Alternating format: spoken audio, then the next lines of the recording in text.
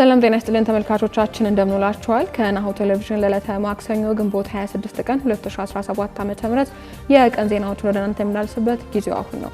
ከዜናዎቹ ጋር ሀብታማ አያሌው ነኝ። አብራችሁን ቆዩ። ወደ ቀዳሚ ዜናችን እንለፍ። መንግስት ሸቀጥ የጫኑ መኪኖች ወደ ትግራይ እንዳይጓጓዙ የከለከለው ድንበር ተሻግረው እየወጡ በመሆኑ ነው ተባለ። የትግራይ ክልል ጊዜያዊ አስተዳደር ፕሬዝዳንት ሌተናል ጀነራል ታደሰ ወረደ በአማራና አፋር ክልሎች በኩል ወደ ትግራይ እንዳይጓዙ በተከለከሉ የጭነት መኪናዎች ዙሪያ ከፌዴራል ፖሊስ ኮሚሽን ኮሚሽነር ጀነራል ደመላሽ ገብረ ሚካኤል ጋር ግንቦት 23 ቀን 2017 ዓ.ም መወያየታቸውን የፕሬዝዳንቱ ጽህፈት ቤት ባወጣው መግለጫ አስታውቋል። ሸቀጥ የጫኑ መኪኖች ወደ ትግራይ እንዳይጓዙ የተከለከሉበት ምክንያት ሸቀጦቹ በህገወጥ መንገድና በኮንትሮባንድ መልክ የክልሉን ድንበር ተሻግረው እየተሸጡ ከመሆኑ ጋር የተያያዘ መሆኑንም የፕሬዝዳንቱ ጽህፈት ቤት በመግለጫው አክለዋል።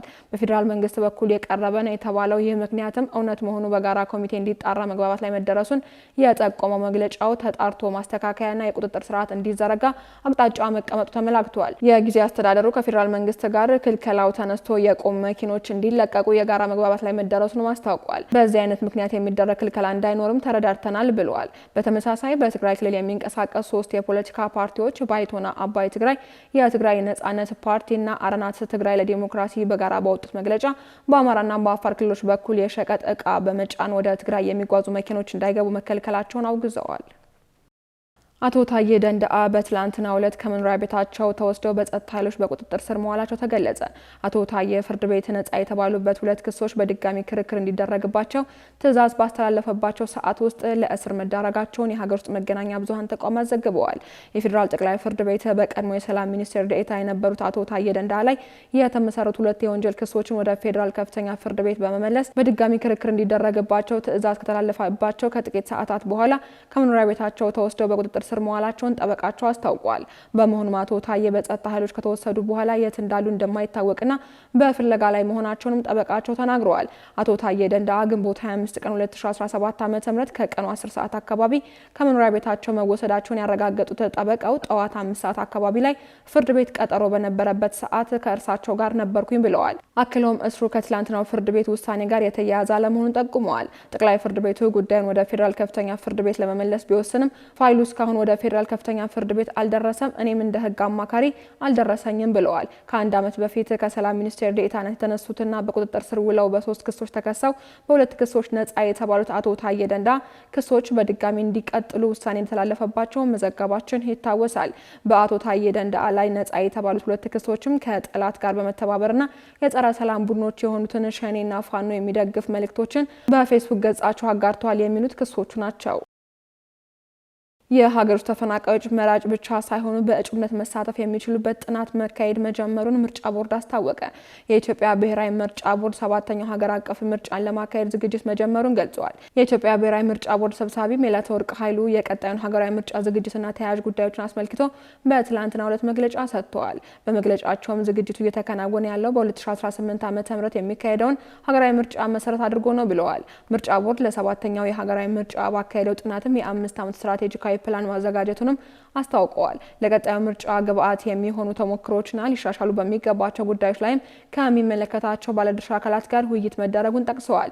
የሀገር ውስጥ ተፈናቃዮች መራጭ ብቻ ሳይሆኑ በእጩነት መሳተፍ የሚችሉበት ጥናትም መካሄዱን አረጋግጠዋል። ለሕዝብ ተወካዮች ምክር ቤት በቀረበው ረቂቅ አዋጅ የምርጫ ሂደቱ ከንክኪ የጸዳ ለማድረግ ውጥን ተይዟልም ብለዋል። ምርጫ ጣቢያዎችን በአግባቡ መለየት፣ መቆጣጠር የሚያስችል ስራ እየተሰራ መሆኑን ጠቅሰው በተለያዩ ክልሎች ወደ 12000 የሚሆኑ ምርጫ ጣቢያዎችን የማጣራት ስራ መከናወኑን ተናግረዋል። የምርጫ ጣቢያ አስፈጻሚዎች ፈተና በኦንላይን እንደሚሰጥ የገለጹ ሰብሳቢዋ በምርጫ ወቅት እያንዳንዱ ባለሙያ እንቅስቃሴ የሚያመላክት ኦፕሬሽን ማኑዋል መዘጋጀቱን ገልጸዋል። ከዚህ በፊት እጩዎች በምርጫ ክልል ብቻ የሚመዘገቡበት የነበረው አሰራር በማዕከል በኦንላይን መመዝገብ የሚያስችል መተግበሪያ ለመጀመሪያ ጊዜ ማበልጸግ መቻሉን አንስተዋል። ወደ ውጭ ዜናዎች እናልፋለን። ደቡብ አፍሪካ የጋዛ እርዳታ ማከፋፈያ ጣቢያ ላይ የተፈጸመውን ግድያ በማውገዝ አፋጣኝ ዓለም አቀፋዊ እርምጃ እንዲወሰድ ጥሪ አቀረበች። የእስራኤል ኃይሎች በጋዛ ራፋ አካባቢ በሚገኘው የምግብ እርዳታ ማከፋፈያ ጣቢያ አቅራቢያ የምግብ እርዳታ ለማግኘት በመጡ ሲቪሎች ላይ ጥቃት በመፈጸም ቢያንስ 31 ፍልስጤማውያን እንደተገደሉና ከ150 በላይ የሚሆኑ ደግሞ መቁሰላቸውን የጋዛ ጤና ሚኒስቴር አስታውቋል። ደቡብ አፍሪካ አስቸኳይና ገለልተኛ ዓለም አቀፍ ምርመራ እንዲደረግ የቀረበውን ዓለም አቀፍ ጥሪ ተቀላቅላለች። እስራኤል እንደ ወራሪ ኃይል በዓለም አቀፍ የሰብአዊ ሕግ መሰረት ሲቪሎችን የማስጠበቅና እርዳታ በሰላማዊ መድረሱን የማረጋገጥ ህጋዊ ኃላፊነት አለባት ሲልም የሀገሪቱ የውጭ ጉዳይ ሚኒስቴር ገልጿል። ደቡብ አፍሪካ የተባበሩት መንግስታት የፍልስጤም ስደተኞች መጠለያና ስፍራዎች ኤጀንሲ መገፋቱን አስመልክቶ ሁኔታው በዓለም አቀፍ ህግ የተከለከለውን ረሃብ እንደ ጦርነት መሳሪያ መጠቀም ሊቆጠር ይችላል ስትል ማስጠንቀቃለች ሲል ቢቢሲ ዘግቧል። በመጨረሻም ዩክሬንና ሩሲያ የተገደሉትን ወታደሮች አስክሬን ጨምሮ እስረኛን ለመቀየር መስማማታቸው ተገለጸ። የቱርኪው ፕሬዝዳንት ረሲፕ ጣይብ ኤርዶሃን በዩክሬንና በሩሲያ መካከል የተካሄደውን የሰኞ ሁለተኛ ዙር ቀጥተኛ የሰላም ድርድር እጅግ በጣም ጠቃሚ ነው ሲሉ አድንቀዋል። በድርጊቱ የተገደሉት ወታደሮች አስክሬኖችን ጨምሮ ከ1000 በላይ የጦር እስረኞችን ለመለዋወጥ ሁለቱም ወገኖች መስማማታቸውን አረጋግጠዋል። የሰኞው ውይይት በትንሹ ከ1 ሰዓት በላይ የፈጀ ሲሆን ለ3 ዓመታት የቆየውን ጦርነት ለማስቆም ምንም አይነት እድገት አላመጣም ሲሉም ባለስልጣናቱ ተናግረዋል። ኤርዶሃን አሁን ትልቁ ምኞታችን የአሜሪካው ፕሬዝዳንት ዶናልድ ትራምፕን ሊያካትት በሚችል ስብሰባ ላይ የሩሲያና የዩክሬን መሪዎችን ማሰባሰብ ነው ብለዋል። ውይይቱ የተካሄደው በሁለቱ ወገኖች ከተደረጉ አስደናቂ የረጅም ጊዜ ጥቃቶች ከአንድ ቀን በኋላ ሲሆን ዩክሬን በሩሲያ አየር ማረፊያዎች ላይ አውዳሚ የሆነ ሰው አልባ አውሮፕላኖችን በማጥቃት እንዲሁም ሩሲያ በዩክሬን ላይ ባደረሰችው ጦርነት ትልቁ ሰው አልባ ጥቃት አድርጋለች። በድርድሩ ጠረጴዛ ላይ ሩሲያ የዩክሬን ልኡካንን የክሬምሊን ውዝግብን የሚያብራራ ማስታወሻ አቅርባለች። የዩክሬን ልኡካን የመሩት የመከላከያ ሚኒስትር ሩስተም ኡሜሮቭ ለጋዜጠኞች እንደተናገሩት የኪየቭ ባለስልጣናት ሰነዱን ለማየትና ምላሽ ለመስጠት 1 ሳምንት ያስፈልጋቸዋል። ዩክሬን ከሰኔ 20 እስከ ሰኔ 30 ባለው ጊዜ ውስጥም ተጨማሪ ንግግሮችን እንደምታቀርብ ተናግረዋል። ተመልካቾቻችን ከናሁ ቴሌቪዥን ለዕለቱ ያዝነላችሁ የቀን ዜናዎች እስካሁኖቹ ነበሩ። ዜናዎቹን ወደ እናንተ እያደረስኩ አብሬያችሁ ቆየሁት ሀብታማ እያሌው ነበርኩኝ። ሰናይ